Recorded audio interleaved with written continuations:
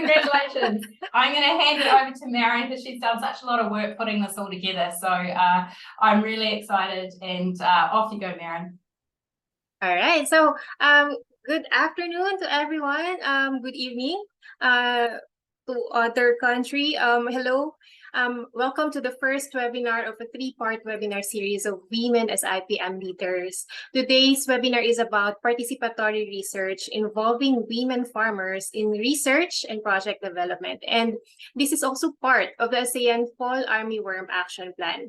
My name is Marin Bonacqua from Philippines, and I'm working as a program associate for the ASEAN PAW Action Plan Secretariat, with special focus on the work of the Women as IPM Leaders program. So I will be your moderator for today, along with Dr. Alison Watson, the head of the Secretariat.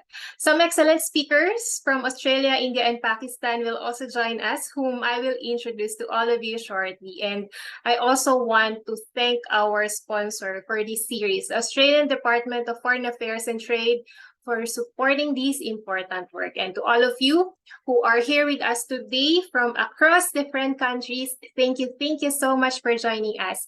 And at the end of this session, we hope that everyone will understand better some ways as to how we can use more participatory approaches in our agricultural research works and development projects, and better incorporate a gender lens to our work.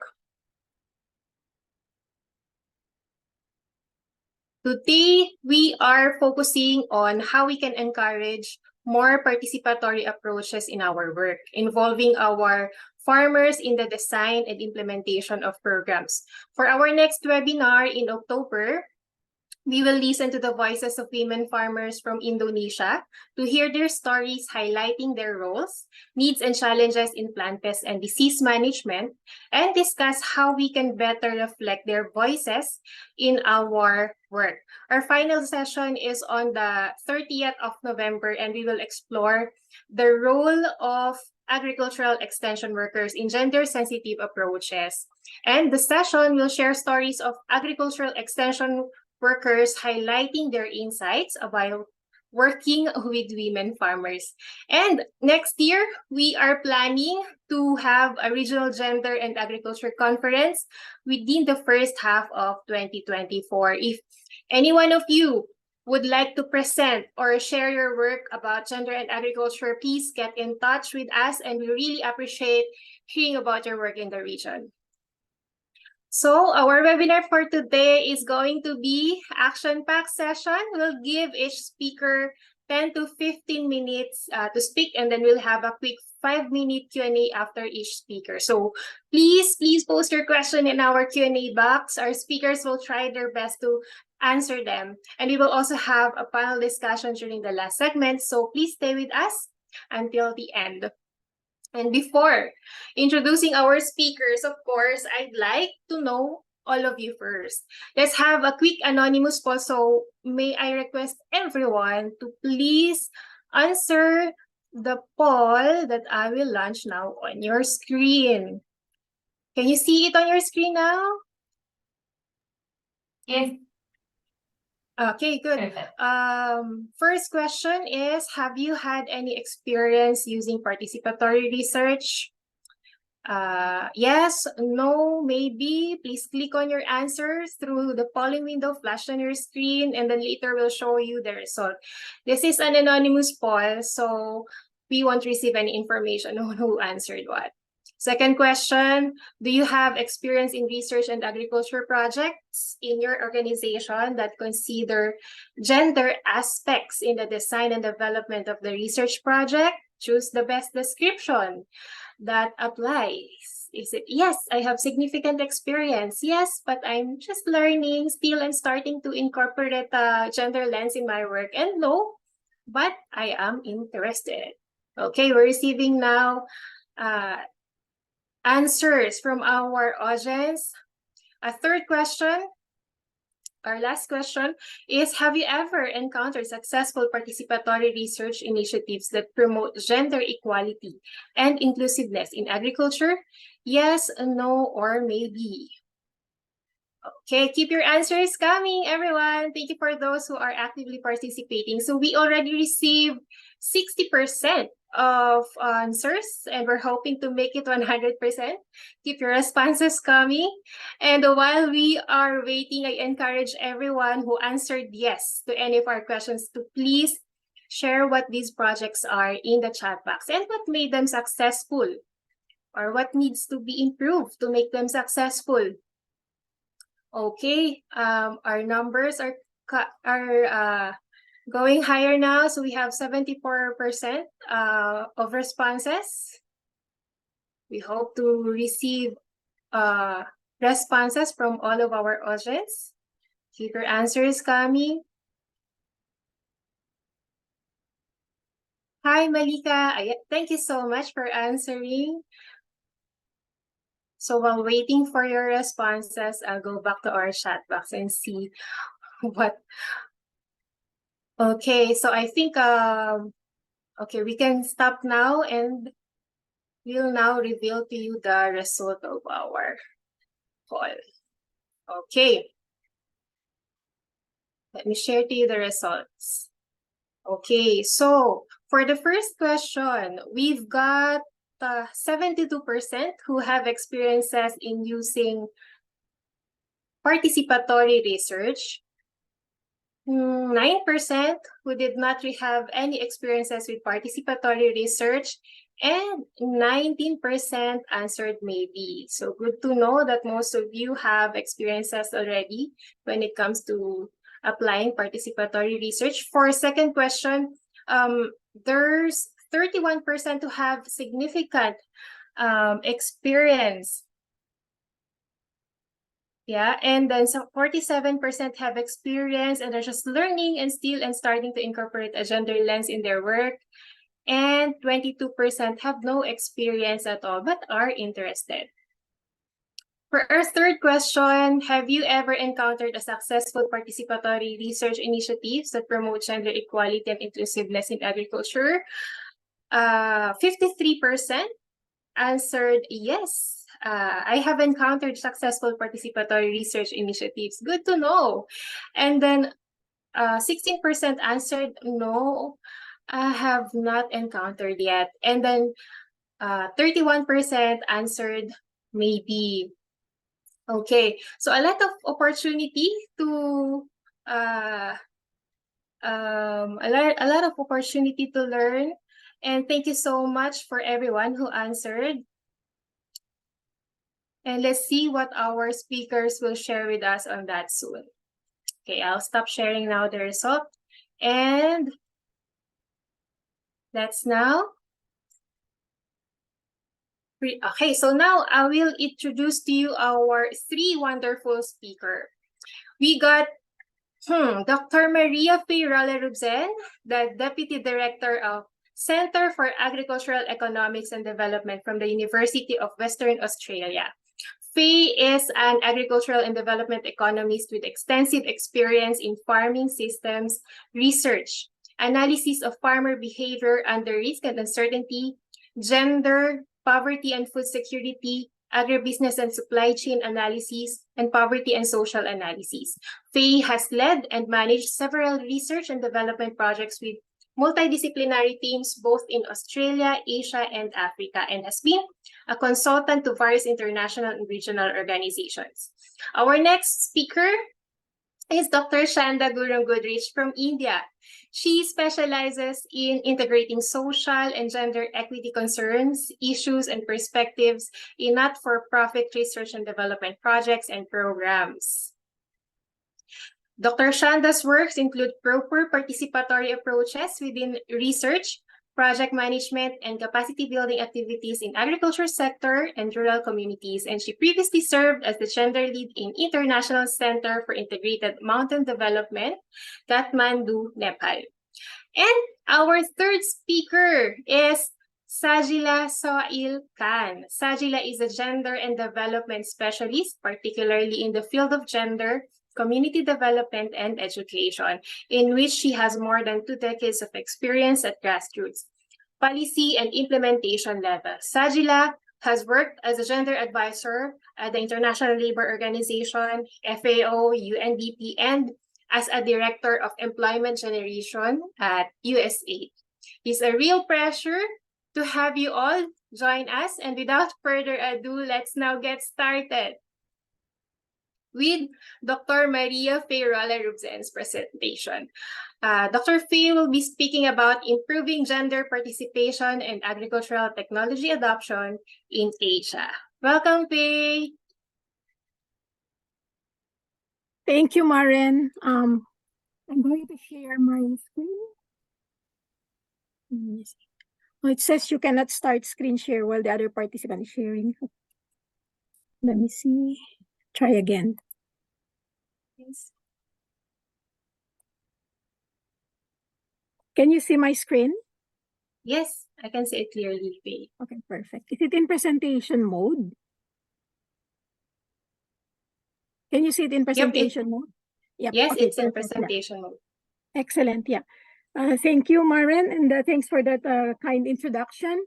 And good afternoon, everyone, to all the audience. I think looking at the chat box, most people are from Asia, so good afternoon. But there may be some people, I think, from Africa and other parts of the world. So good morning or good evening, depending on where the world you are in at the moment. Okay, so as Maren has introduced, I have actually worked in a number of places around the world. I'm actually an agricultural economist, socioeconomist, but I work a lot in areas and work in gender areas as well, and particularly in incorporating gender in different projects.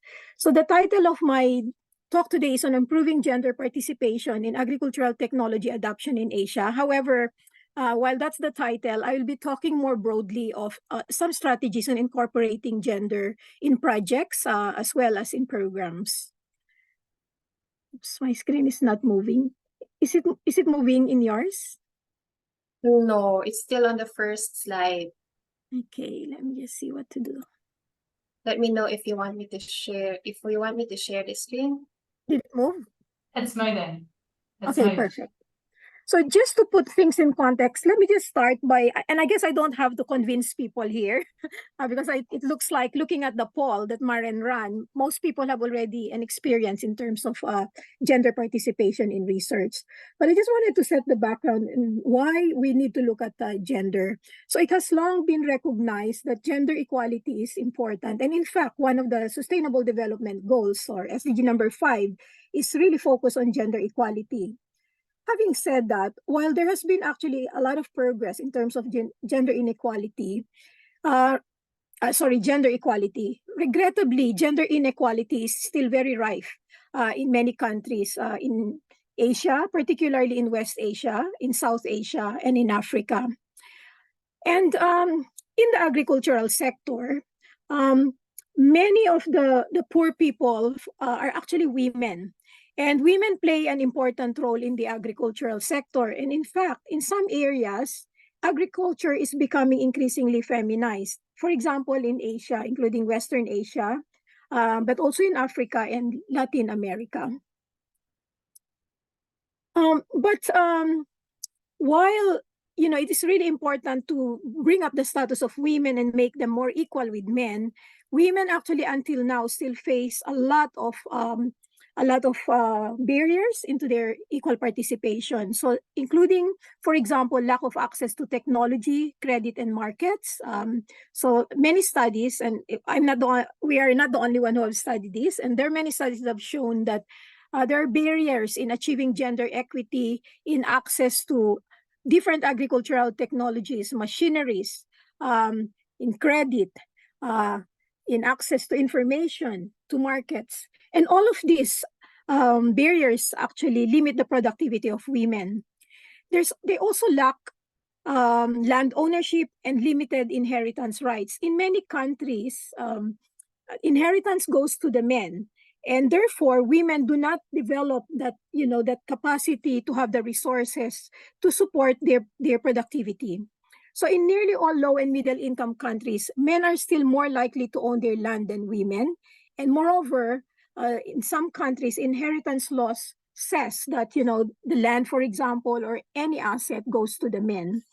And there's also a lot of restrictive sociocultural norms. And this is very much obvious in many parts of Asia, particularly in South Asia, where there are restrictive sociocultural norms in terms of the mobility, property rights, access and control over production, productive resources, and also technologies. So why is it important for us to address this? Well, there are many studies that have shown that women's control and access to resources are critical for poverty reduction and for rural transformation. For example, FAO has shown that if women have similar access to resources as men, agricultural productivity will increase by 20 to 30%.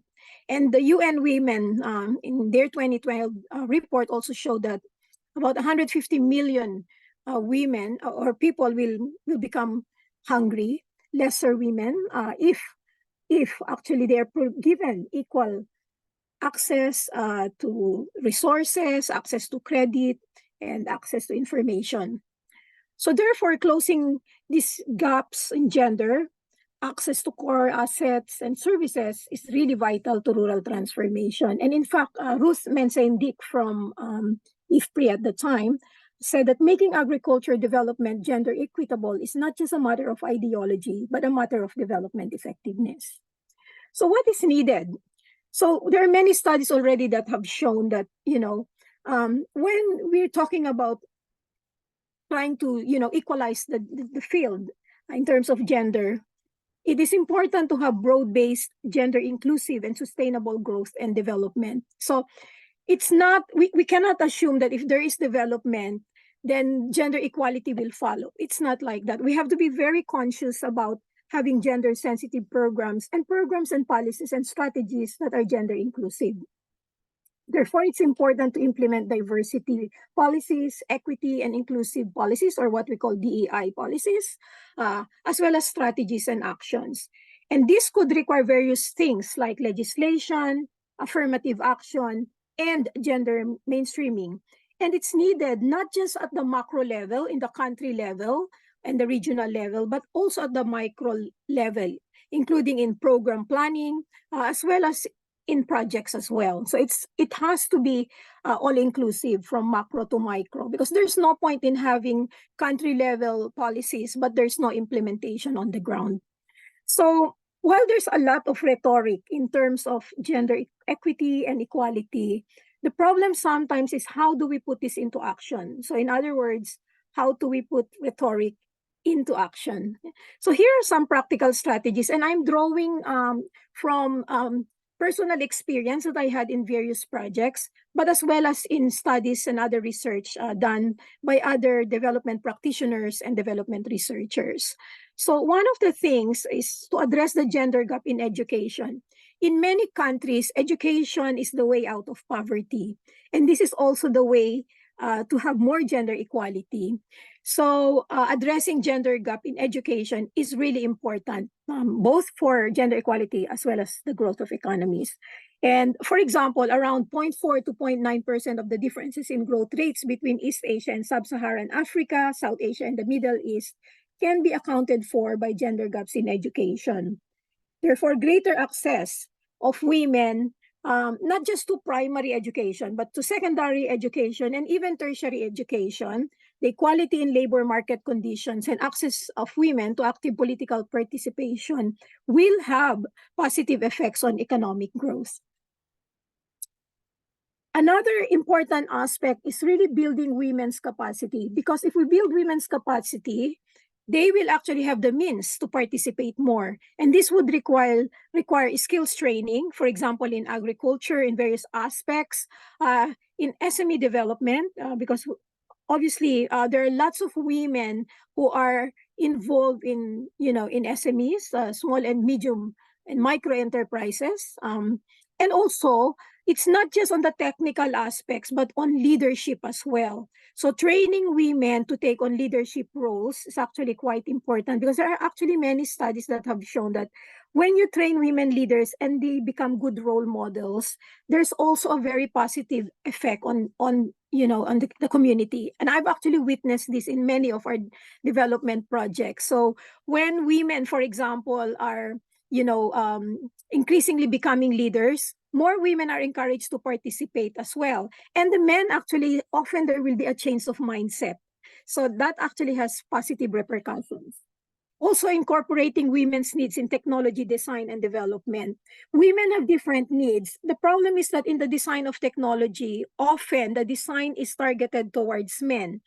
For example, with the tractors, for example, they're mainly designed for men. Even when some technologies or tools are being developed, often they think of men as the farmers. And so the development is targeted towards them. But women have different needs. For example, I was involved in a project with conservation agriculture technologies, and the machinery was so heavy for the women. So it's not easy for them to navigate. But when they develop a smaller machinery that women can handle, more women were encouraged to take it up. So it's the same with seed varieties. When they develop seed varieties, for example, it's targeted towards the taste of particular segments or in the community. But if you look at the preferences of men and women for particular varieties, they have different things in mind. So if you only think about one stakeholder and forget the other, then we don't develop things that are suitable for both men and women. The other one is employing mechanisms to overcome barriers to women's participation. So many studies have shown that women often don't participate, particularly when it comes to agricultural projects. Because if there is an extension or, for example, training that's being conducted, we found out in our projects, mostly it's the men who turn up. So we actually had to work through some groups, for example, mechanisms that will encourage them to participate, such as women's groups, self-help groups, cooperatives, and innovation platforms. And even in these cases, sometimes for cooperatives or innovation platforms that are not necessarily just for women, it's mainly the men who comes, until we then make some affirmative action and say we want 50-50 men or at least 30% women. Because sometimes if you don't put that in place, nothing will happen, because it's the mindset that agriculture is for men. And maybe sometimes if it's about health training, then women will come. But agriculture training, it's men. So sometimes we have to be very conscious in strategies. And the other thing is, we need to include women in project planning and implementation and M&E. So from the very start, really. And also, some projects, they're mainly men. A lot of the projects that I'm involved with mostly are led by men. So it's really critical sometimes, even to the point of having a gender person, a gender focal person, if that's what is needed, to make sure that the gender lens is applied. I'm not saying that men cannot do it, but having the female as part of the planning and implementation, as well as the monitoring and evaluation, can often make a difference. And this graph that I have here, this figure that I have here, is an example of a gender maining strategy that we put in place in one of our projects. It included gender awareness and sensitization at the start of the project, having a specific, simple gender strategy plan, having a gender focal person, because it's a multi-project with 3 different countries and 8 different sites. And then we have some affirmative action targeting women. We had gender inclusive activities and technology dissemination, capacity building for both men and women. And then we also partnered with women-focused groups, farmer groups, and platforms. And then we also monitored the effects closely by gathering gender disaggregated data and also monitoring the impacts to both men and women. And actually, FAO has a very good standard for gender mainstreaming that I think, might be useful for people thinking about, incorporating gender into their projects and programs. Another one is utilizing new technologies and innovations as mechanisms to promote inclusiveness. For example, information and communication technologies, or ICTs, can be used for agricultural training and mobile-based information services targeted towards rural women.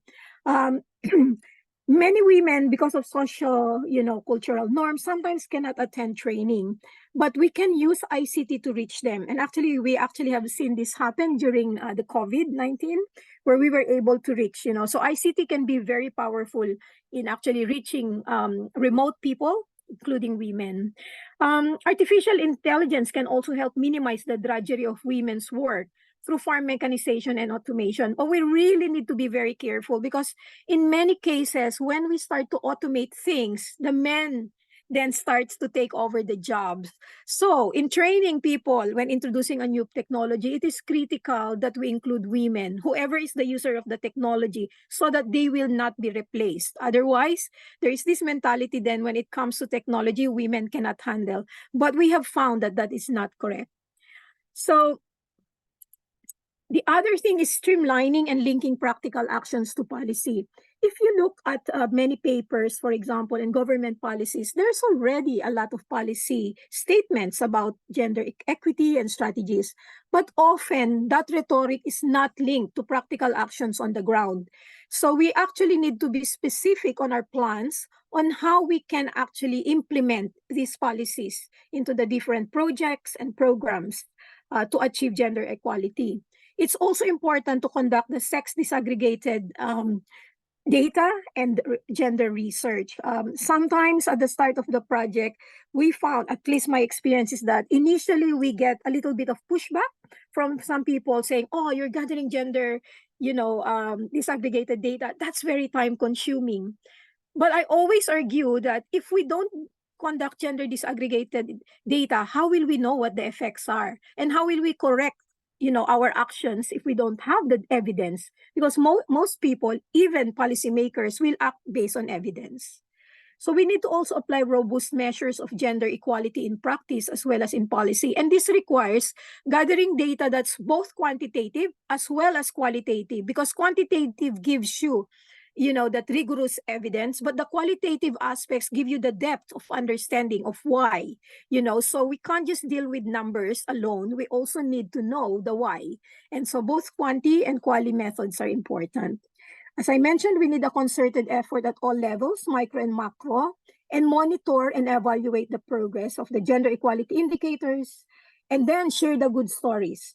Case studies. So I'm really happy, Maren, that the next part here is case studies of women, because sharing these case studies of successful strategies where real impacts have been made on gender improvements are actually very powerful. But it's not only the good stories, even the lessons learned. Sometimes it's not successful. The important thing is to know why, so we can actually introduce corrective measures. Okay, so in conclusion, as the gender equality and equity has been a focus, and it's really a specific goal by the Sustainable Development community. But is it doable? Because until now, there's still that big disparity. I believe the answer is yes, but there's still much to be done in terms of, actions, practical actions on the ground for us to meet the SDG goals. We actually need mechanisms to put policies into action. So as I mentioned, there are already lots of legislation, and gender-related laws and policies are good, but they are actually not enough. What we also need are practical mechanisms in implementing and enforcing them. What do you do when for example, when some companies do not, or some organizations do not actually, do what they actually said in their laws or in their bylaws or in their legislation? Is there actually an enforce? How do we enforce that? And how do we monitor that? And how do we reward good behavior? And how do we penalize bad behavior? So there should probably be some sort of carrots and sticks. I actually believe more on carrots. If you reward them, it can change behavior. But there actually needs to be a means of, implementing and enforcing. And as I said, there are guidelines already, like the FAO guideline on mainstreaming. I find that very useful. So some practical strategies include adopting gender equity strategies and measures. As I mentioned, the example I gave you in one of our projects, we actually really put our mind into having a gender strategy in place. And what I have done there, I actually invited everybody, not just the socioeconomists, not just the gender specialists, but we needed to get buy-in from all members of the team, including, the agronomists, our conservation agriculture specialists, and other technical physical scientists. Because if you don't get their buy-in, it's more difficult to actually implement. Similarly, on the ground, we need to get the buy-in of both men and women.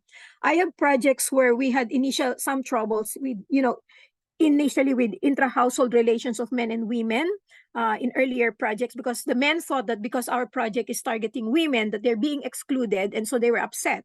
So what we have done is actually invited also the men in our workshops and explained to them how this will benefit the family.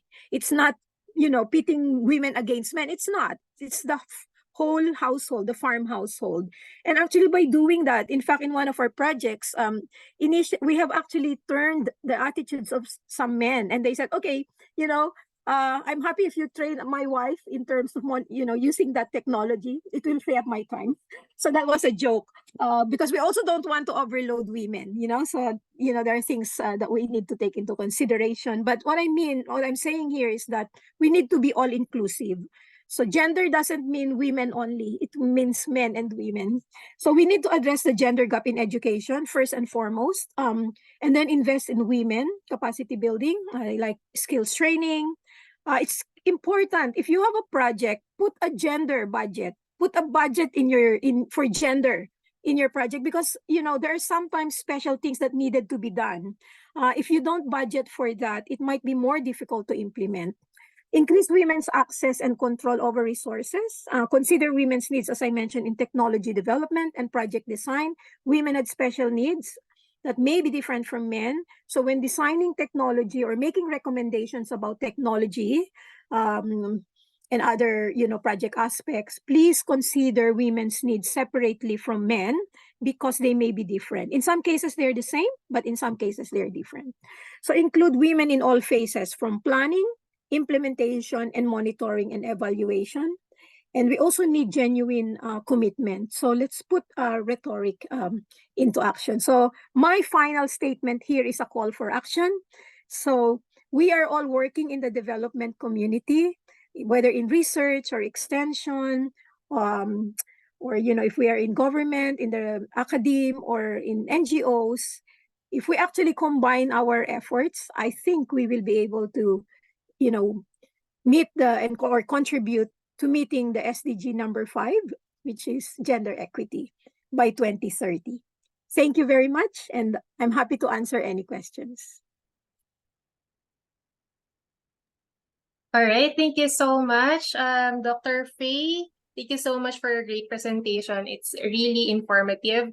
I should say, I really learned, I really got very important points from your presentation. But I just want to start asking you with some questions that we got from our chat box. First is from Nilar Mawang, how to improve the Women Innovations platform. That is one of the very first questions I had from the chat box. How to improve the Women Innovations platforms. Yeah, okay. So I'm not quite sure if everybody knows or have heard of the concept of innovation platform. So it's actually very similar to like having a group, but actually what it does is it actually tries to link not just the farmers, because some of the farmer groups are mainly for farmers, right? So innovation platforms tries to incorporate or include all the players, stakeholders in a supply chain, for example. So from farmers to extension workers, input providers, so small businesses, government, NGOs. So, and basically the idea is to bring everyone together with common goals, for example, increasing productivity, so that they can actually work in terms of achieving their goal. So how do we improve women? So I'll talk about our experience in innovation platforms in Bangladesh, in India, and in Nepal. So what we have actually done is, in the innovation platforms, when we first introduce it, mostly the men are the ones coming. So we really specifically, invited women to join the innovation platforms to give them a voice. In some cases, we actually specified in our protocols that we need to actually ensure that there's participation. Our target was parity, 50-50. But sometimes you need small steps to reach that. So we targeted 30% first. In some cases, when having meetings, for example, we actually first have meetings which are women only for our focus group discussions, and then men only, to overcome some of those social norms where they cannot actually mix in groups. So we actually have to be cognizant of the community, what are their needs, and then design the strategies based on that. So often, having separate men and women might be the first step, and then later on bring them together. And this has happened, and it's funny in some cases where we invite all of them, both men and women, and then we will see in the room, this side all are men, this side all are women. But through subsequent meetings, we could see that they were merging towards the end. They were starting, to integrate more. So it's not an overnight success. Often, especially with projects, you have 3 to 5 year projects. So, from the very start, if you implement some strategies, hopefully by the end, you will see an impact, a change. Thank you so much, Faye, for that very concise answer. But you know what? You have a lot of questions in our chat box. So may I please request you to answer the other questions via our chat box. Or if ever we won't be able to answer some of it, we can discuss it later during our panel discussion. But again, thank you so much again for your wisdom, and for our very active audiences. Thank you so much for your comments and questions. So for now, I will now have to move on to our next speaker. Our next topic is about guidelines for a gender and socially sensitive participatory approach. And here with us now to present is our very wonderful speaker, Dr. Chanda. You may now load your presentation, Chanda.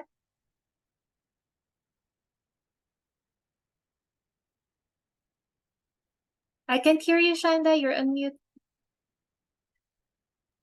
I'm sorry. Yeah, this is the. It's Yeah, okay.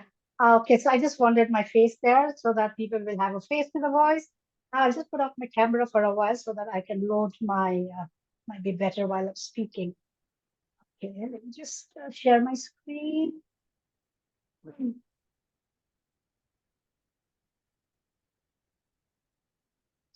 It's loading up now. Okay, it's loaded. I'll just go to the Yep. slideshow. Yes, please. Okay, it's on. The slideshow is on, right? Okay, so today, first of all, thank you for inviting me to this. And it's really wonderful to see so many people interested in this topic of participatory research and also gender. I think we need more people committed to doing this type of work if we really want to really bring about the change that we hope to have a more healthy communities and societies. So my topic really is about, broader guidelines for, having how do we do a gender sensitive participatory approach. And here, if you see my title, I've actually put I'm socially inclusive and sensitive, and we will get to that as we go on to my presentation. So just a brief outline of how I'm going to talk about. I'm going to talk about gender. Now there's, time, or we've already started to reframe gender, the gender gap, which Dr. Maria has already touched upon. Why do we need to do gender sensitive and inclusive participatory? I mean, isn't it okay what we're doing right now, in a sense? What are the advantages of taking this approach? And what actually it entails if you want, what are the key things that is required or entails included in this sort of approach? And I think, the main important thing is process, how we do it. So what's the process requirement? And the major central questions that we have to answer when we want to do gender sensitive and inclusive participatory approach. So let me start with reframing gender. as Dr. Maria has already touched upon, now gender, when we talk about gender, I think many times, especially at the policy level, often, and sometimes even at the more conventional R&D level, we still have a problematic understanding of gender. Often, we tend to say that gender is kind of women, and not just women, but it's like what's called the rural women, which is a problematic understanding. So we know that gender is not about women. If it was women, we would have gone on with the WID, the Women in Development approach that we left way behind. So gender incorporates all genders, and now more and more the gender minorities we have to consider them. Now they've come out in the open, so we cannot just have binaries of men and women, but we have this huge population of gender minorities. So there are a lot of parameters that cuts across even this genders, like see, from ethnicity to race to language, nationality, religion, geographical location, disability. I mean, you name it. And then you also have these more fluid parameters, like if you're a woman or a man, what is your position in the household or the community or the organization? Are you married, the marital status, number of children? So these are fluid, parameters. So they're all cut across. So we need to think about all these, consider these when we talk about if we really want to have a gender sensitive and inclusive approach. So it's a very heterogeneous society, and we need to consider these issues. So when we say gender sensitivity and inclusion means balance, gender balance, they are not just gender balance, but also diversity. So as we said, gender, okay, we want women because women are largely the ones who have a subordinate position in society. Okay, women, but which women? We need to talk. Are we talking about the poorest women? Are we talking about the elite women? Are we talking about, there's certain ethnic groups, certain in South Asia, we have caste on top of that, certain profession, livelihood, what are we? So we need to consider all these, and then only we can truly be sensitive and inclusive. So being sensitive is not enough. Being inclusive is only, we have to be both. So this means that when we talk about so now look at the gender gap, we've already talked about, Dr. Maria has already talked about. We've made a lot of, I think, achievements through all these decades of fight for women's rights, fight for gender justice, equality. But then two major limitations are still there when it's about discriminatory practices. Based on norms, based on beliefs, there are still many practices which are discriminatory based on gender and sometimes a lot on social structures also. Yeah. And then the gender imbalance still persists in not only research, design, and processes, but in many policy making. In anything, if you so, there is a disbalance. It is still very much male dominant. We look at structures, we look at processes, they're still very, very male dominated. And that means what is it that we need to think upon? We really need to think about. We're talking about gender equality, to attain gender equality by 2030. That's kind of gender justice for everybody.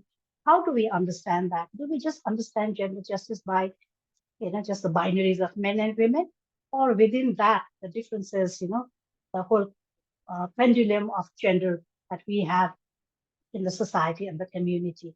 And how do we frame when we talk about research, when we talk about development, when we talk about how are we going to frame them? Are we just going to frame them in this conventional methods that we used to, or we are going to frame them with a truly gender sensitive, socially inclusive framework, view that we're going to do? And once we do, how are you going to link to? We might do R&D, research and development, in a truly gender sensitive and inclusive way. But how do we link that to policy? As there also, we need to have this whole approach over there.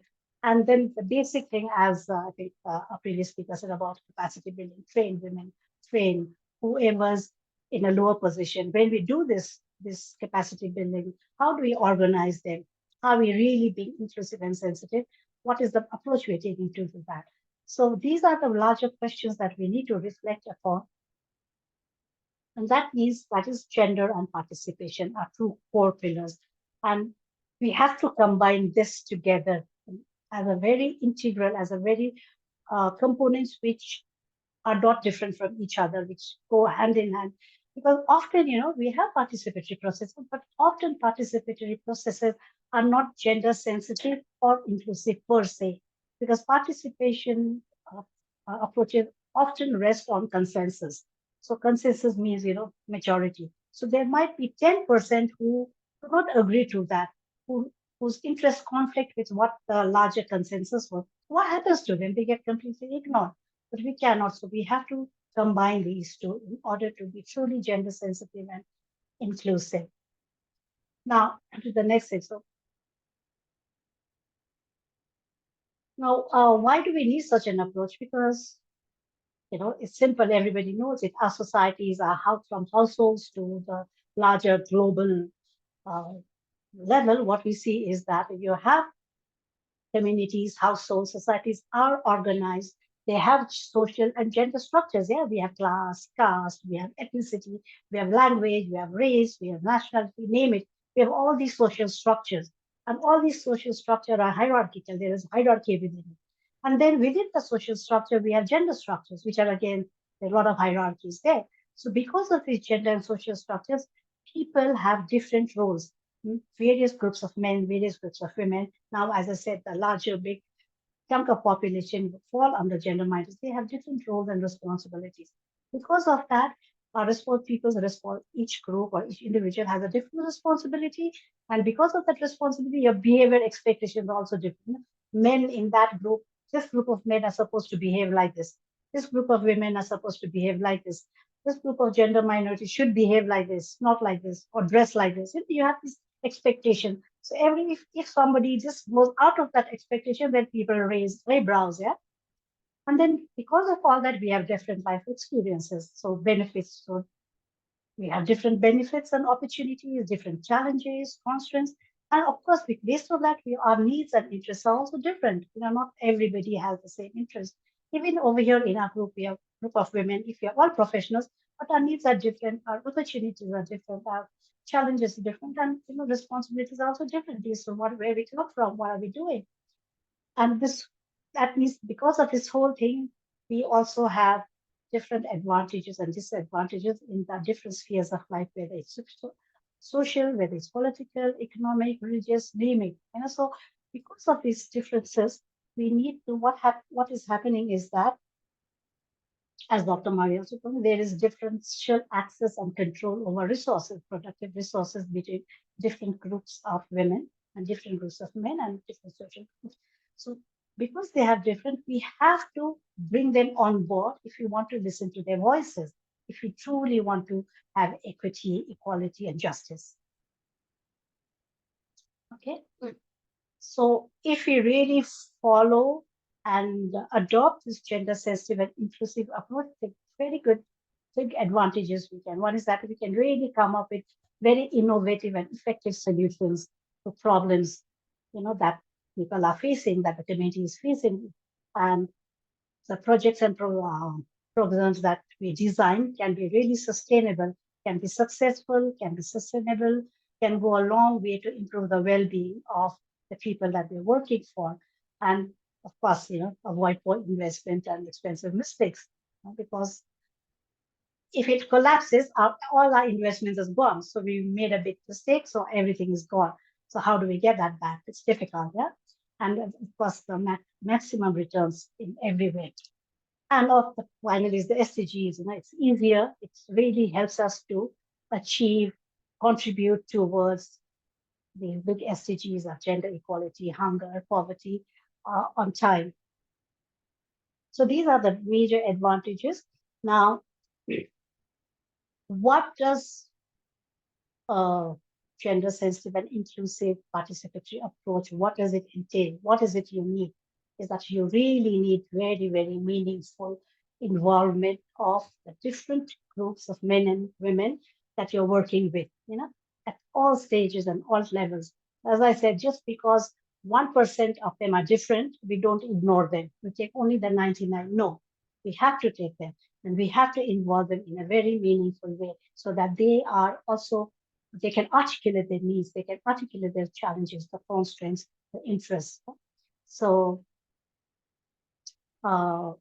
this is it, involve them in a very meaningful way where they can come and bring on the table their solutions, their problems, their challenges, their needs, and their ideas. It's not that they only have problems and challenges, but they can also have a lot of ideas because these most marginalized group that we may think, oh, we don't need them, they don't know anything.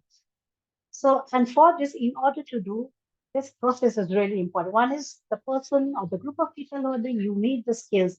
And in the skill, we mean that you need to recognize both gender and participation. These are very, very political issues, and there can be a lot of what you call differences in the way people want to take it. So you need to have the skill to handle that. How do we bring everybody on the table to make them understand that, yes, these are political, but we need to talk about it. So the people have to be really experienced, a lot of facilitation skills, and to develop strategies and methods and tools that would help bring about uh, the people, the most quietest of people, to talk on the table. They bring their issues on the table, and also to manage and conflicts, because there can be conflicts. Because the thing is, when we talk about participation and bringing, there can be not only consensus, but there can be conflicting voices. So how do you manage those conflicting issues that are raised? How do we manage sometimes conflict? And we have had that once we are talking about it till late, and there was a big conflict broke out. But in your team, you need to have somebody who is a conflict management specialist. And this is the day and age of cooperation. Nobody can do everything all by himself or herself. You need a group of people. You need cooperation. So you need to have that team who can really talk about it, bring that. And then you need tools. But I feel like the tools should be more visual and graphic, because when we talk about participation and inclusion, we mean the people who are least confident, have the less self-esteem. Maybe they don't know even how to read or write. That doesn't mean that I exclude them. Oh, they don't know how to read. So how will they even tell me how they will write? But if you have certain visual graphics to show, everybody will be, it's also kind of an icebreaker. People will get so involved in doing those, putting those things together. I mean, you can see a picture there. These women were all from a very remote place. They had not gone to school. They became so involved. They break those walls that are between them in the community sometimes, oh, that person is an elite class, or I'm a poor woman, he's a man, that because they get so involved. So you have to have these. And the method has to be, it has to be communication, effective two-way communication. You have to give the platform for these people to talk and negotiate and bargain with the researchers. It's not like I am the research, it's my way. Yeah? So it has to be that. So I think the skills, tools, and methods are really, really important if you do want to do this in the best way that you can possibly do. And as I said, when we talk about involvement, the conflicting voices, all these different opinions come about. Often what we have, because it's a heterogeneous society, a community, you need to actually know the dynamics wherever you're going to work there. Is it the policy or is it the field level? What is the dynamics there? What's the social dynamics there? You have an insider there, so then you can have, as Dr. Maria said, maybe sometimes you might need a different meeting just with the women, because women might not be able to talk in front of the elite men or their men folk who are elder to them. And sometimes you might have to have meetings with a different social group because they are lower in the hierarchy rung of the social structure. So in our research processes, we have actually divided them into small homogeneous groups, including farmers or just fisher folk, or artisans, just women, just landless. So they are more open. Once they are open amongst themselves, we have that their views, their interests, and sometimes their solutions, we can have a broader meeting where things can be talked upon and see what's wrong, what's right, how do we do that so that our community comes out stronger. So those are really important to think. And if you see the gender sensitive and inclusive approach, if you really look at it, you analyze it, and on a conceptual level, you are doing that in a way to actually bring about some, not just the project goal and efficient, not just the functional approach or the efficiency mode, that your project is efficient, your research is great. There's another longer term, more social goal there, that is to bring about a transformative or a redistributive change, because and things do happen. And I'll give you an example, concrete example. When we are doing this in one of the remote villages in Nepal, we are talking to men and women, what are their daily work, and they were describing by drawing men in a different group, women in a different group. And in these mud huts, there's a daily chore of women to kind of mop with cow dung and red soil the floor of the house. So that is the woman's job every day, and adds to all the other chores that she has to do. It takes a lot of time, backbreaking. So when the women showed all these, and the men were there, they saw that like women did not have any leisure time, whereas men had put big leisure time, about an hour. So there was this particular gentleman, he said, when he saw that his wife was doing so much, he actually said, oh my God, I didn't know that this was happening. A lot of times people don't say, I want to make life miserable for my wife or for my niece or whoever. Because it's just a social norm practice that goes on and we don't question it. But when it's thrown right up in front of you, they say, oh my God, what have I been doing? So this man actually said, I'm going to take up this one job because I know I can do that. And when we went 2 years back, a lot of other men had started doing that. So, see, it's brought about some kind of change. It went a small step. But just imagine what a relief it brings to that woman when she's free of one task that she's supposed to do and even if she gets that time just for herself, me time, I think that's wonderful. But the central question to all this is about, as you said, who, like, it can be inclusive and sensitive as much as the process allows it. And that means who is the one who's controlling the process? Usually the process is controlled by the researchers or the project people. And even over there might be a boss, there might be a team leader or whoever, so these are the, because if that person or the group of people are not sensitive enough, all your grand ideas, all your grand intentions will fall down just go away the drain. And I had that experience in one of my jobs when I had just joined one of the organizations I'd worked before. When you're new in the organization, you kind of tend to watch what's the dynamics in the organization, the institution, before chipping in too strongly. So I was watching that, and one very senior scientist told me, okay, come, I'll take you to the field. You're the gender specialist. Let's do some, gender sensitive questioning and this and that. I said, yeah, fine, let's go. And then we go there, and there are a lot of whole group of men were there. And he said, hey, where are the women? Bring the women on. So they brought about 5, 10, 5, I think there were 7 to be exact women, a lot of men. And then they make us, me and this women sit in the platform, and all the other men are there. And then this gentleman told me, okay, now Chanda, can you go and ask the women the questions? So I said, oh, really? How do I ask the question? So that's it. So if the person says, I'm being participatory, I allow you to ask the questions to women, or I allow you to ask the question to this young man, with all the people on looking. So you can, what's going to happen, that's not going to happen. Yeah? So who's controlling that? Who's gathering, and also who is gathering the data, or who is facilitating that process to gather the data? That person. So unless that person is trained to really have a gender lens, to have an inclusivity lens, to have the sensitivity, it will be very difficult when you collect the data, that data, the voice, the information is really inclusive, it's really sensitive. So these are, and then of course it goes on to the analysis. Again, you have to have that trained analytical lens from a gender and social voice. So I think these are the central questions that we need to ask when we have everything ready. Everything is ready. Now, what is it? So I think once that is done, we are good to go. And this is my last slide. And I thank you for your patience. And any questions, welcome. Thank you so much, Chanda. Yes, definitely you have a lot of questions in our chat box. But before we proceed, I have actually a personal question, Chanda, about this guideline. Is this something that should be developed before going to the community, or is this something that can be changed, modified in the mid of the project implementation with the community? If yes, have you done it before? What was the outcome? Okay, let me just unshare.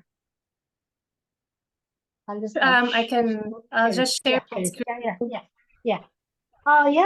So it is something. I think one is that as a team who is doing this research or work, you need to talk about it and you need to have that design beforehand. What is it? Do we have that expertise? Do we have that information that we need about that community we are going to? I mean, whether it's an institution, whether it's a village, whether it's a group of farmers or policymakers, do we have that information of the dynamics there? Do we have that expertise in ourselves, to do these things? Do we make that line? And oftentimes, when I say participate, tools and methods, oftentimes, uh, yes, in the beginning, you might have certain tools and methods to do, but oftentimes, if you're good enough, it should be, you need to really kind of strategize a lot of uh, actions, activities, and tools over there at the field because what you design might not work there. It might be entirely different. So you need to have that bag of tools with you, but also that expertise to say, hey, none of these tools are going to work. I'm going to do this so that I get that inclusivity, that sensitivity. So yes, you need to prepare much in advance, have a checklist ready, have a group of everything, but just be flexible once you go there. Yeah, that's very important to be really flexible, especially when doing participatory research. Dr. Chanda, thank you so much for this very informative and practical presentation. Due to time limitations, I'd like to request you to please check our chat box and answer some of the questions posted for you. Thank you so much. And before we proceed to our next speaker, I'd like also to ask our audience a question. So I'll share a poll. This is just a very, very quick poll.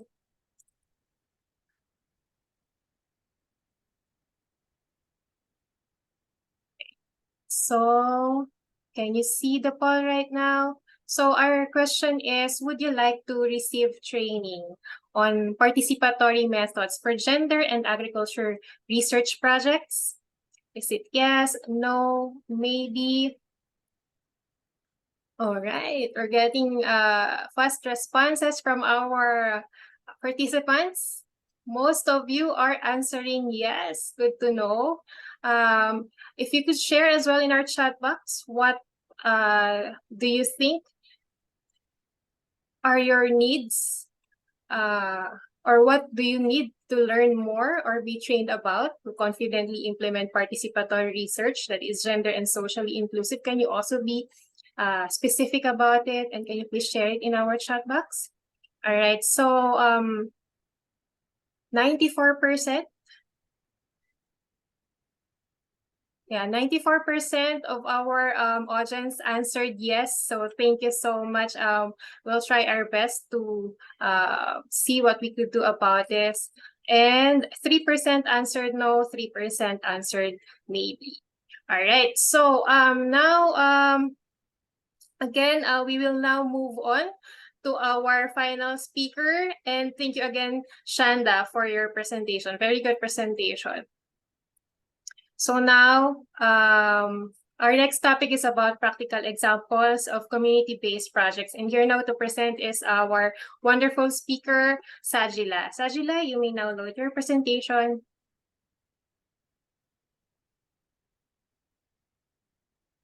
Okay, for those who answered yes, we're waiting for your responses in our chat box. What do you think you need to be trained about?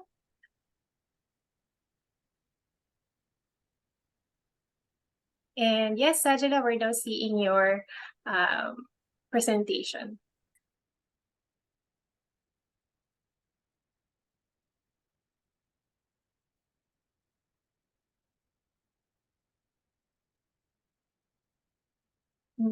Sajila, are you speaking right now?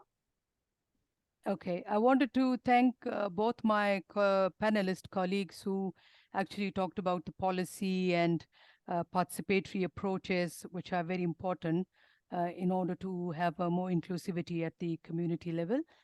Let me, okay. So if we I will just go through the few issues which were already, it's kind of a probably mere repetition. If we want to go towards gender inclusivity in our projects and approaches, um, there are a lot of agriculture researchers and policies who do focus on improving women engagement in agriculture. But unfortunately, as a researcher also, if you look around and if you're when you're into a desk reviews and you're reviewing things, there's very little literature available on agriculture researches where women inclusivity is more found. Cultural norms hinder women's empowerment and engagement in research.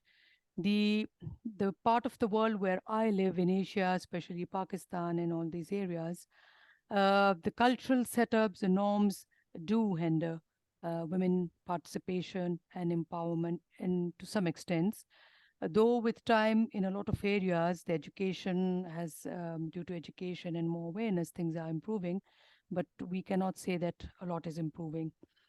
Lack of gender inclusivity in project designs.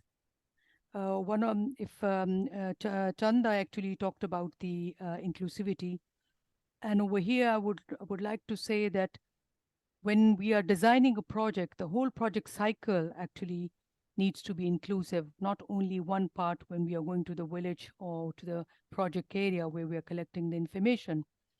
It's actually the whole cycle. So like from part one, the situational analysis, till the end. The situational analysis is the part where you actually need to know a lot about that area, what women do, what are their role responsibilities, what are men role responsibilities, and how can we ensure that these can be addressed through the design, the project design or the research design.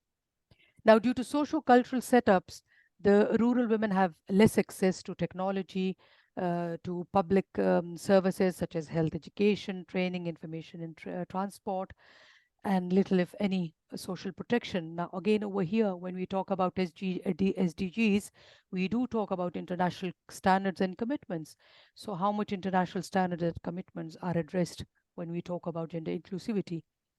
Not every technique or tool is suited for everyone. So participation is not a one-size-fits-all strategy. Every place, every mobilization step which you take towards a community, towards a research of a particular place or a project, it will have definitely a different strategy. And if you have, if you tailor-made a strategy, a lot of things can be addressed then.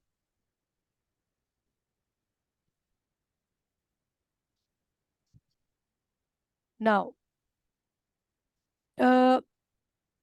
social mobilization as a community activist, gender activist, worked for 22 years in development. I have been almost 12 or 13 years more into the community development and worked and implemented projects at the community level.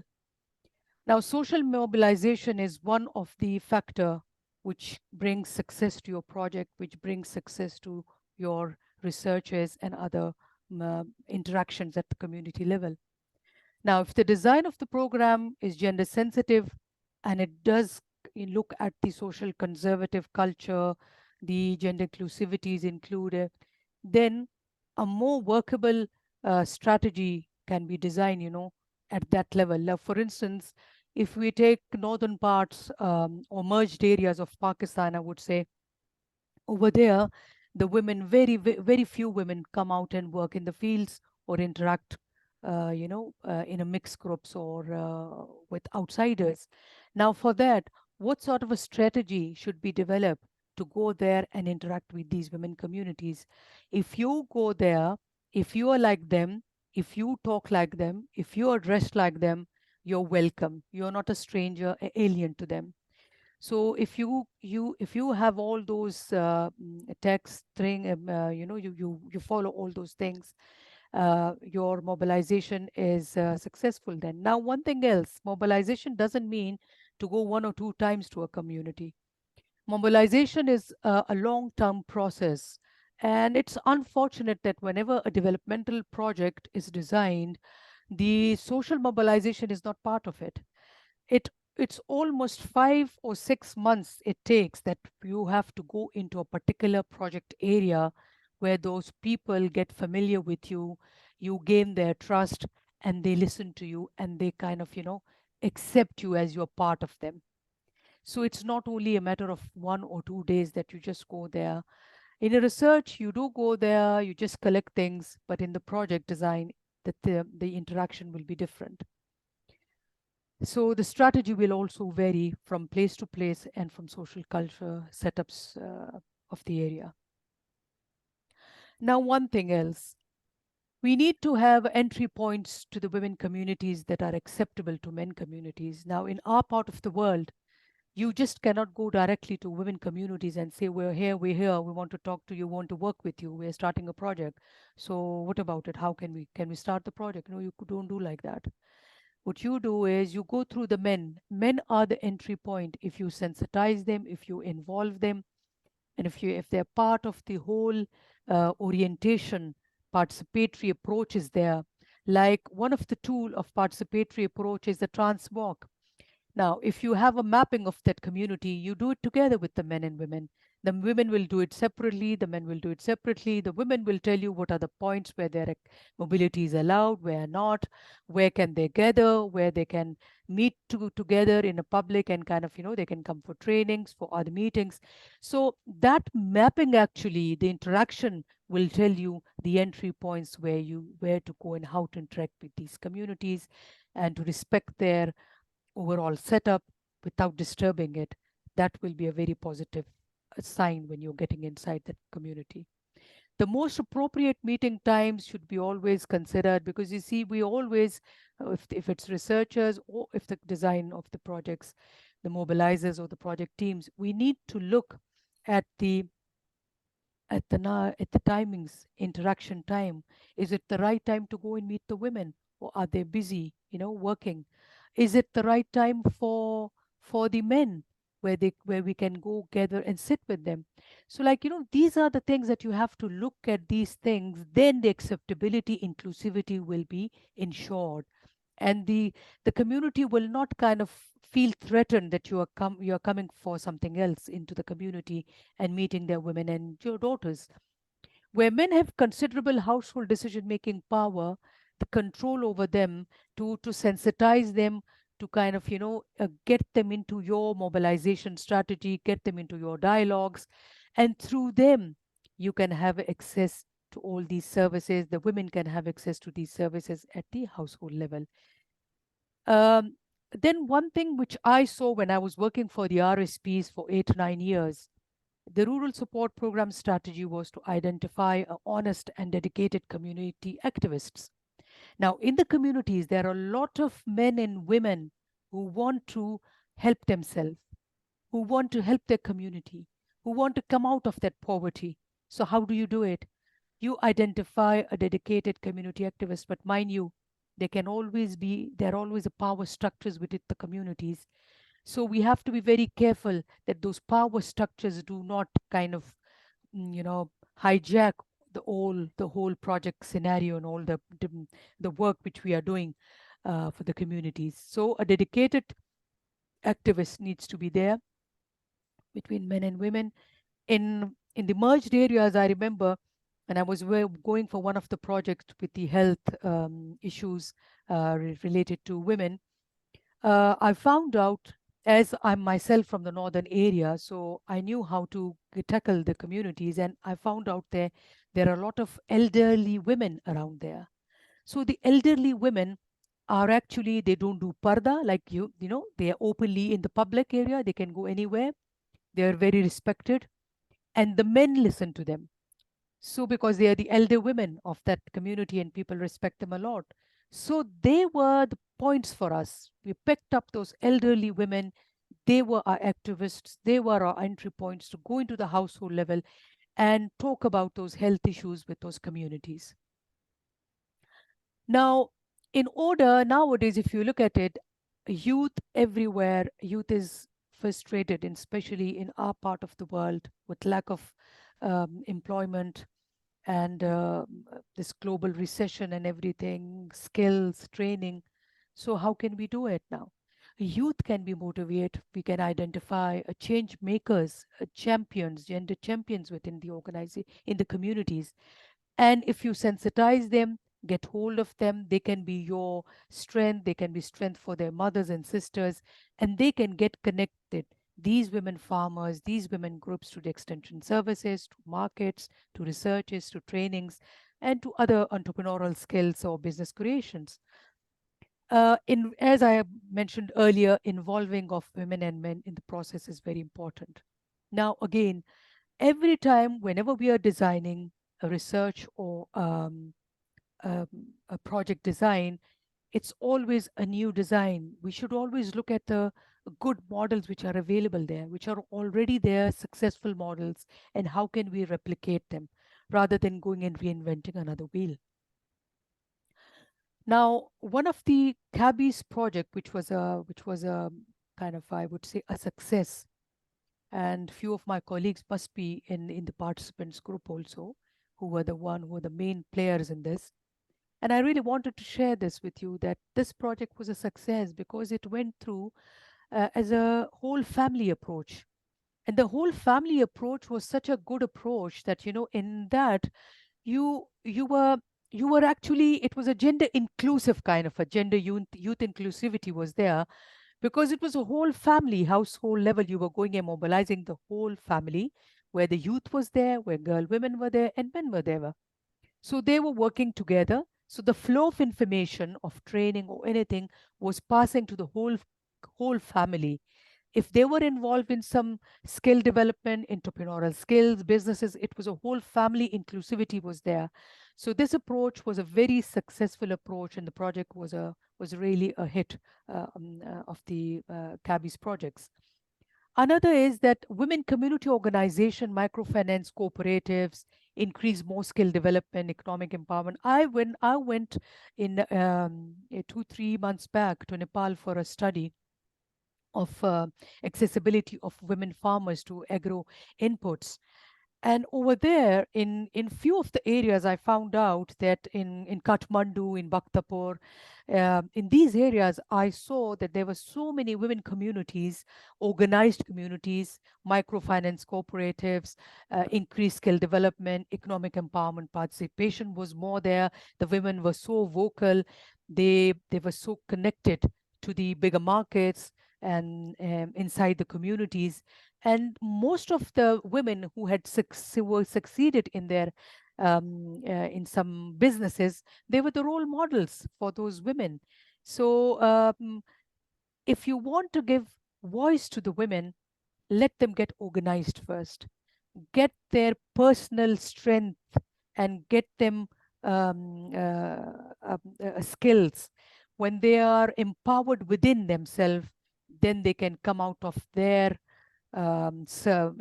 their kind of area, and they can step out into the bigger area of the community. And if they strengthen at the community level, they can come out at the bigger level then.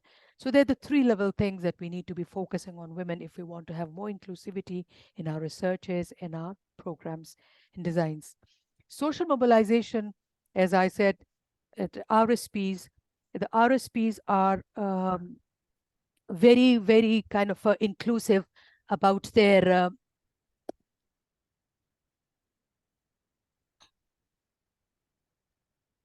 Sajila, we've just lost you. yeah, actually Oh, there we go. You're back. Oh, can you hear me now? Yes, we can. Yeah, actually my battery is not, so let me first check out that what's wrong with the battery, but I'll be talking and I'll see that if I can manage it till the end. Okay. Now, services at the doorstep. When we say that there are a lot of women who cannot come and who are there to look, cannot come out in the public and get information and get training. So the tools which we can develop is that we can ask them to go to a certain, we can get them together in such places where they are more comfortable. Sorry? Can you hear me? Yes, Yeah, we I can can. hear Go. you, Sajila. Go Okay, ahead. okay. So like, at the doorstep or the places where the women are comfortable, the researches and these can be done. Now, FFS is one of the example that that we can kind of the FAO, when I was working with the FAO, I saw that the farmer field schools were the ideal models, where when I visited few of the farmer schools over there, I saw that a lot of women were coming to a place where it was a comfortable place for them, where the men were allowing them to come over, and all the information, the training, sensitization, the packages which they were receiving related to farming, to agro inputs were passed on to them. Then one of the plant clinics practice which we are doing in CABI, we have plant clinics in everywhere at the rural areas, and over there we have trained extension officer as a plant doctor. And over there, these female plant doctors, if the women cannot come to their clinics, what they do is they go to their doorstep and they provide all the information to them related to the diseases or some support they want or training or information and stuff like that. Now, gender inclusivity in policies, this has already been touched about, but I just wanted to touch that if you want to have more gender inclusivity, there are annual development plans. Advocacy is needed at all levels. Like, for instance, nowadays, we are reviewing agriculture policy. We are reviewing their project designs. And what we are proposing is that if the PC1, the pro forma for development projects, is a gender inclusive and sensitive, so what we can do is that when agriculture-based designs are done, then what we can do is that they can ensure that the gender budgeting is done and the women inclusivity is done inside that project right from the beginning. When it is designed, the budget is allocated to them. In my previous job, when I was working with ILO as a gender specialist, what we did, we developed a gender inclusive checklist for Labor Department of whole 5 provinces of Pakistan, and it was actually approved by the government departments. And now, when you go to the labor departments, the checklist is attached to the proforma one, and in that proforma, every time when the gender, every time when this design of the project is done, they look at the checklist, they check every step of the project cycle whether inclusivity is there or not. So gender inclusiveness and in the policies is very important. These are the practices what we do in at the field level when we interact with the field level communities, women farmers, men. But advocacy at the policy level is also very important, especially those who are working with the government departments and agriculture or some other departments. So I think I'll end up here. And thank you so much, Sajila. It's actually Alison here. Sorry, that was me coughing because I was just about to sort of clear my voice so that I could just thank you for what a wonderful presentation. And I really enjoyed the examples there as well, and those sort of nuggets of gold kind of information that sort of very practically orientated there around identifying leaders, for example, and the ways or locations that you can find women as well, and sort of places where you can have conversations with them and bring them in. So thank you so much. You know, we don't have too much time, but I wanted to ask you a couple of questions and then maybe ask everyone one more question from the panel. But we do have a question here that is actually quite a useful question. I wonder, Sajila, just with your experience, could you briefly explain the difference between equity and equality? And I know that's actually not always a brief answer, but would you have a stab or have a go at answering that question? yeah, sure, why not? Equity, equality. Like, I would give an example that when I was in UN, we had an interagency meeting, and one of the vice chancellor from one of the province came, and he was asked to present his education program. And he said that in our community, the women are not marrying their own community men because the women have become more educated and the boys have not. And the problem was that all the projects to our places were coming for education were only for girls and not for boys. No one did need assessment that how much girls schools are available and how much boys are available. So you see, it's the equity is that it should be need based. Whatever is the requirement, you have to provide that. If I require a 1%, I should be required 1%, but there another part of the society which requires 5%. So then the division, the planning, or the distribution or allocation of budget or resources should be done that way. So in the basis of equity, we can bring that deprived part of the community, of the society, towards equality. This is how I explain it, equity and equality. So. Excellent, thank you so much, and that was a very good explanation. I really like the example as well. I've got a question for you, and maybe I've got a few questions, one for each of the panelists if they're still with us, but something that was very important that you reflected at the very start of your presentation was the importance of following through the whole life cycle of the project. So I've got a question here around how important is it to share the results of your research or the results of the project back with the farmers, and maybe what are the best ways that can be done? Because I know that we often fall into writing reports and articles and we have conferences, but that's not always very useful for our farmers. So what are your thoughts on that importance of going back to the farmers and talking to them about the results? Are you talking about the whole family approach, which I mentioned? Yes, like going back to that community and talking to them. Well, actually, we did had I mean, we just don't go and just follow and kind of implement.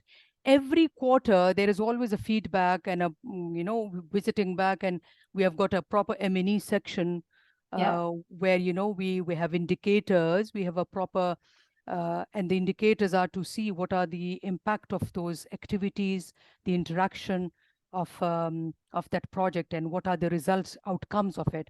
And the outcomes were that there were a lot of group of women who were actually, they were into businesses. They are mobile. I met a group of farmers who were actually invited women farmers to one of our meetings.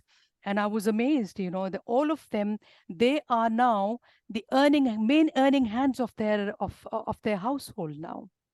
And everyone was sharing their stories that we never wanted to come out, but slowly, gradually, when the paths were paved for us, when our men were also together with us, so as a whole family, the hand holding was there, the approval was there from our elders and men, and we started getting into entrepreneurial skills and business creations. So we have a lot of women from that farming group where the project was implemented. They are independent, and they are a good, independent farming now and earning quite a lot now. Their children are going to schools. They're quite independent.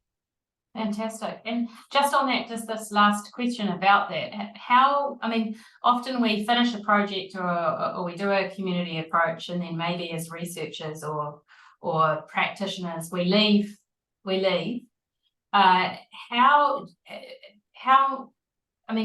Should we go back in a year's time or 2 years' time? I mean, how useful is it, or how important is it to go back and see if those changes have been embedded, like what you're saying here? That's a very useful result. But do you think we should go back? As I mentioned earlier, working with rural support programs, we never left people, The project ended, but they were part of our mobilization groups. They were our organized groups, and we were some or the other working with them. Excellent. Now, looking at the impact of the project, you just can't get an impact in 1 year. I agree. In 2 years' time, the best practices, when you say that we are writing a best practice or a success story, a success story doesn't come in a few months, You have to revisit a year or two and find out what happened there. Have we left some impact there at the community level or not? There's one, if I have a time, just a small example I would give you. I started a there were small projects in KPK. And when we started that project of poverty alleviation, our chairperson told us to go to XYZ villages where we had worked 10 years back. And I am very positive that the social mobilization was done so properly that you will still find good activists over there. And in my heart, I said, what is he talking about? 10 years back? After 10 years back, we are going for a project, and he's telling me that there will be still people around there knowing about mobilization and organization and working for themselves, helping themselves. And I went and I was amazed. There were two elderly men met us. They invited us to their hujra. The hujra is a place where all the men sit in the public. We went there, and he was talking about the RDP project. And he said it was this, and we mobilized, and we've got a lot of more activists here. And we have done this water channeling together with our self-help. The community is mobilized, and we are doing everything for ourselves. So you see, the impact is always there if you go 2 years back and find out what happened. And definitely. So, and in research we do, we always have a validation of our research findings. We just don't go away like that. Wherever the research is carried out, we go, we present it to the people. We ensure that the community people are also part of that whole validation process. We share what the findings were, and we want their comments and feedback and their agreement on it also. Thank you. Fantastic. Thank you so much. I think it's extremely important too. And I love to hear people going back and also seeing that embedded over the long term. I'm just going to give the floor to Fay. Fay, you may want to mention just something on that as well. Yep. Thanks, Alison. I think that was a very, very important question because much as I really, I really like the model that was just mentioned by our previous speaker. Sorry, I forgot. I didn't get the name. But yeah, and I think that's really wonderful to hear that, the project impacts really was really felt even after 10 years after the project, because the social mobilization was so strong. And I think that is really one of the things for best practice that we need to remember is to go back to the communities we work with when we're doing research, so they at least know, what was the outcome of the project. For example, if it's not a social mobilization sort of project, like there are many research projects that happen, and one of the downfall, I think, or one of the negative things or things to improve on is returning to the community and sharing the response. Some projects are designed that it can be done, but some are more difficult. But that's why it's important for us researchers. It's incumbent upon us to actually try to put that in the design of the project, that there is, a way for us to give back.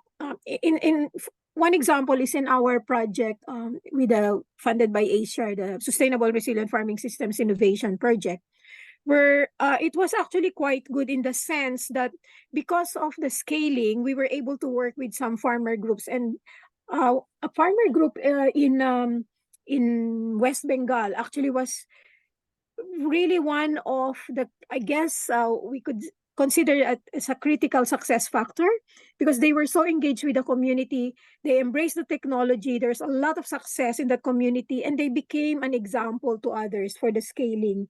And so, the impact of the project was really felt there and in that community. And they were sort of like a model of good practice. But in some cases, like, after the project, I've heard of some projects as well, even some of my projects that I was involved with as well in the past, where it's difficult for us to actually, know what's the impact on the long term. But I think depending on the organization, for example, ACR, which funds some of our projects, they actually go back to the community to check the impacts after a while. I'm not sure if, what percentage of the project do they do that, but a number of our projects, like after 5-10 years, they came back and did an impact assessment. And so that's really important to know what the impacts are. But in terms of, returning to the community and then sharing the results, I think that's something that can still be improved upon by some projects. More difficult in some cases, depending on the type of project, because often after the project, people just, move to the next project because there's no more funding to go back to the community. But in cases like that on the ground partnership is critical, so that the partners on the ground can still go back to the community and share, what the outputs are, what's the, the outcomes of that project. Thanks, Alison. Thanks, Faye. No, I think that's an extremely good point. I think both Sajila and yourself have really given some really good examples there. And I agree. I think we could probably do it better in some cases, particularly with those more sort of research type projects, making sure that when we're involving communities that we definitely do go back and check up on what the results are and whether it's been useful, and also make sure that we communicate what the results were in a way that's understandable and accessible to that community as well, because we do tend to finish reports and projects and we get on to our next big thing. So it's a very good point. So thank you so much, Faye. And I'm actually going to wrap it up now because we're a bit over time, but I'd like to say thank you so much. We've had a very rich, informative session. We've had lots of different insights, and I think that the importance of understanding what and how and why we do participatory approaches and how that's very important in a gender-sensitive perspective, and that we should bring that to all our projects. It has been a really important part of this session, and we've had lots of information that we've shared about that. The chat has been fantastic. There's been so many questions shared and information, and what we'll do is we'll choose a couple of the questions and actually work with our presenters to answer a few of them so that we can share that with you in the coming weeks. I'm going to hand it over to Marin, but I'd just like to say from me, thank you so much. It's been fantastic, and thank you very much to the three speakers who have shared their skills and experience. Marin?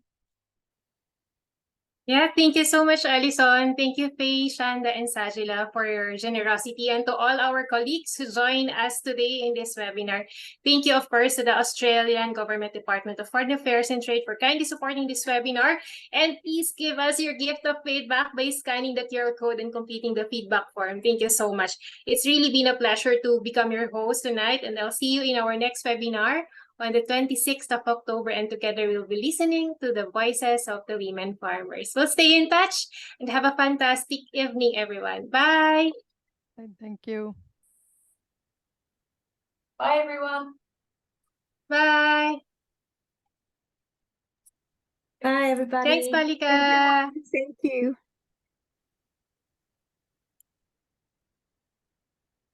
Thanks so much, Faye, for joining us.